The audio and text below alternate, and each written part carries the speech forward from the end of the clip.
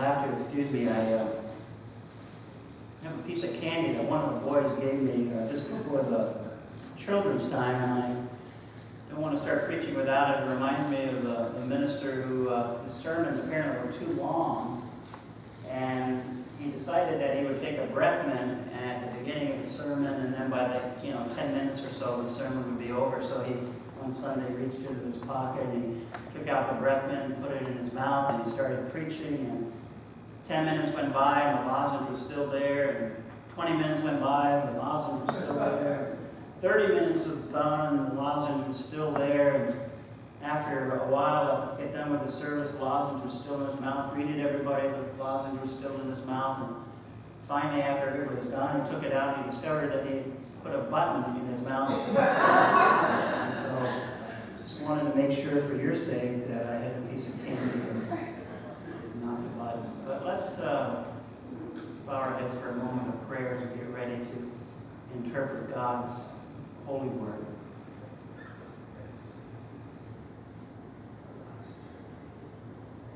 Dear God, we ask you to bless us and be with us as we have heard your holy word, and we hear it in the scriptures and in songs and in our time together. We ask you to open our hearts and minds so that we can discern the spirit in which you intend to have us understand this scripture today.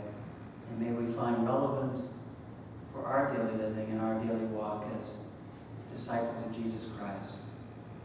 May the words of my mouth, meditations of all the hearts present here, be acceptable in thy sight, O Lord, our rock and our Redeemer. Amen.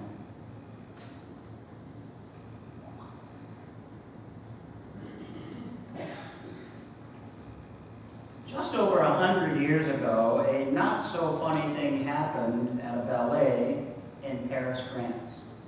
On May 29th, in 1913, Russian composer Igor Stravinsky debuted his ballet, The Rite of Spring.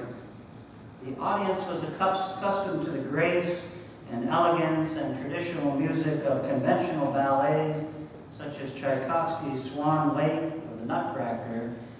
But what they got that evening was very different. The opposition to Stravinsky's work began within just a few minutes of the opening as members of the audience booed loudly in response to the inharmonic notes accompanying the unrecognizable bassoon's opening solo. In addition to the work's unconventional music, the ballet included sharp and unnatural choreography. Dressed in whimsical costumes, the dancers performed bizarre and violent moves, disregarding grace and fluidity for the convulsive jerks that mirrored the work's strange narrative of pagan sacrifice. And as the ballet progressed, so did the audience discomfort. Those in favor of Stravinsky's work began to argue with those in opposition. The arguments eventually turned to brawls, and the police had to be notified. They arrived at intermission and successfully calmed the angry crowd, but as the second half commenced, the police were unable to keep the audience under control, and rioting resumed. And Stravinsky was so taken aback by the audience's reaction that he fled the scene before the show was even over.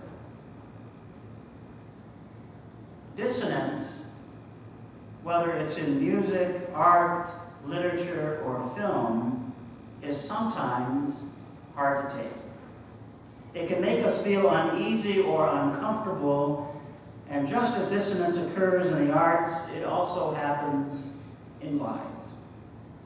All of us have encountered situations when life seems to be out of alignment, when we perceive that something is just awry, moments when we feel uncomfortable and discordant. And if you spend a lot of time in church and you listen to enough scripture and don't filter the stories you hear, sooner or later you're going to encounter stories that reflect such dissonance. Today's scripture from Genesis, the story of Abraham and his family and the abuse of Hagar, is one of those stories. In fact, it's a tale that's overflowing with inharmonic notes that are uncomfortable for us to listen to. The story contains multiple examples of harsh statements, scandalous acts, and disturbing images. Cast out this slave woman with her son, for the son of this slave woman shall not inherit along with my son, Isaac.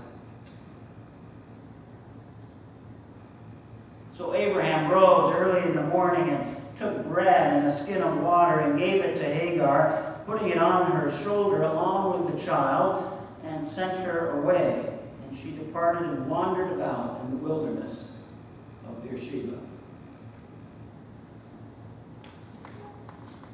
When the water in the skin was gone, Hagar cast the child under one of the bushes, and then she went and sat opposite him, a good way off, about a distance of a bow shot, for she said, do not let me look upon the death of the child. It's a story that is filled with dissonance. Do you feel that dissonance in the relationship of Abraham and Sarah? Their relationship seems to be built on uncomfortable situations. Early on in their journey, remember, as they journeyed toward the promised land, Abraham basically sold his wife to Pharaoh to save his own skin, and then he came out richer in the end. And I wonder, what did that act do to their relationship? Was Sarah ever able again to look at Abraham in a loving way again? Did she ever speak to him tenderly? And then there's that dissonance caused by Sarah's impatience concerning the delay of her becoming pregnant. Think about the pressure that society put on her to produce an heir. That was her primary function as a woman in that society, and it wasn't happening. And so Sarah is determined to take control of this situation and comes up with this idea to give her slave girl to Abraham as his second wife. Perhaps she will produce an heir that Abraham and Sarah can take for themselves. Now, apparently, this was not uncommon at that time, but how did she, or anyone, think that could ever be a good idea? Sure enough, the dissonance of jealousy enters the story. Sarah thinks that Hagar is shooting her condescending looks, and she begins to treat her harshly, and Hagar has to flee out into the desert. All this happens before our text today.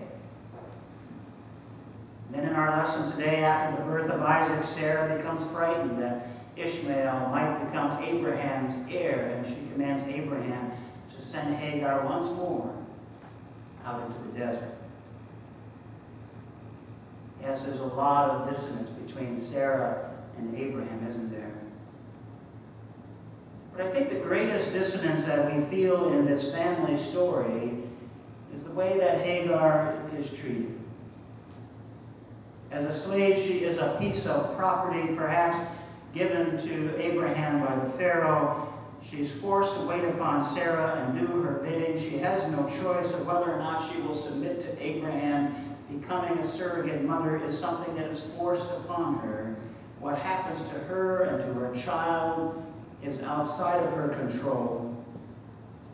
I don't know about you, but I find myself rooting for Hagar, who is battling against slavery and polygamy and forced motherhood. Prior to our lesson today, during her first journey into the wilderness, Hagar tries desperately to take control of her own life. And after Sarah's abusive behavior of pregnant Hagar flees out into the desert, and an angel of the Lord finds her by a spring of water in the wilderness. And it's there that the angel tells her that she will bear a son, and she is to name him Ishmael, and her descendants will be too numerous to count. And then Hagar, in the middle of her dissonance, strikes a very harmonious note. She names the Lord. She names the Lord Elroy, which means the God who sees. And I think in that particular moment, we see Hagar not as a slave girl, and not as an outsider, and not as a foreigner, but as a great person of faith, a person who has experienced the living God. Now later on in our text, the second sojourn into the desert, Hagar's faith is rewarded once more. She apparently has named God correctly. Yahweh is the God who sees and hears, and just on the point of death, Yahweh will hear the cry of Ishmael and open Hagar's eyes so that she can see a well of water. She and the boy survived, and the scriptures say that God was with the boy. God has replaced enmity and strife and dissonance with harmony and with peace. You know, this story is about 3,000 years old. But one gets the strange feeling as we hear it that it's not about some distant relatives, but about the mixed families that so many of us experience today. First wife, second husband, surrogate parenthood, children, conflict. Like Abraham and Sarah and Hagar, we each of us have our own moments when things are not harmonious or when disagreements aren't solved. There are illnesses that aren't healed and broken relationships that don't get worked out and tragedies that don't give way to peace. And we know that the dissonance of good and evil exists side by side in this world. But I think the question for us is, how do we cope with the dissonance that we know will come our way? It's no accident, I don't think, that Ishmael's name means God hears. The story of how Ishmael came into the world is full of uncomfortable situations, but it's also a story that reminds us that God is with us, hearing us and responding to us and providing for us in the middle of those dissonant times. I remember a number of years ago when I was going through a very stressful time. There are many things that you need when you're struggling, but one of the most important is to have someone who hears you. And during that time, a good friend would come over and we would visit and have a cup of coffee or breakfast, and he taught me how to change oil in my car, and I would go up to his place and drive my car into his garage, which we nicknamed Ivan's Last Chance Garage. In many ways, it was kind of my last chance. We would get to work changing the oil and checking the tires and doing all those other things you do with cars, and all the while he would be listening patiently to my trials and tribulations, to my fears and my hopes. And now as I look back on that time 30-some years later, I realize how important it was to have someone who heard me. I came to believe that God was working through my friend, and that he was the well that God had provided me during my own time in the wilderness. Through him, God listened and gave advice and encouraged me to move forward and made me realize my struggles would make me stronger and assured me that my dissonance would, at the right time, resolve itself. You know, the dissonance you hear in Stravinsky's The Rite of Spring is widely regarded as a groundbreaking work of modernism. Even by contemporary standards, Stravinsky's harsh sounds and complex rhythms and repetitive melodies still seem avant-garde. The piece has left an indelible mark on jazz and minimalism and other contemporary movements. Perhaps in life, just like in art, dissonance is a necessary part of life. Maybe it propels us forward, moves us to take action, opens new avenues of understanding, increases our knowledge, gives us new insights, makes us stronger, encourages important changes, molds us into the people that we are.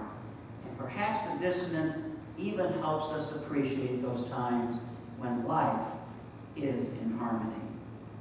The story of Hagar and Ishmael reminds me, and I hope it reminds you, that through all of our moments of dissonance, we can be sure that God is hearing us and providing a way and and loving us toward the people and the world that we are intended